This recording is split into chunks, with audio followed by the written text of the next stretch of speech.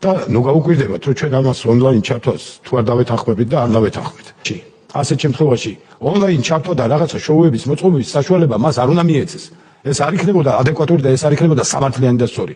ასე რომ მაგის ეს манипуляციები უკვე ცნობილია და ეს არგუმენტიც არის კიდე იმისთვის, რომ ჩართვა არ შეიძლება. შესაბამისად, თუ ყველა იმ იდეას ვემხრობით, რომ ჩართვა არ შევთავაზოთ,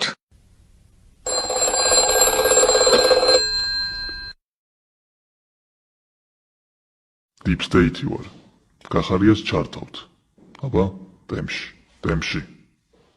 მე ვფიქრობ, რომ უნდა მიეცეს მას შესაძლებლობა, რომ ჩართვით თუნდაც კომისიაზე უპასუხოს იმ კითხვებს, რომელიც თითოეულ ჩვენთაგანს გაგვაჩნია. მე მხარს ვუჭერ, რომ მიეცეს საშუალება რა ვიცი, ჩაერთოს და უპასუხოს აი ამ ძალიან მარტივ კითხვას.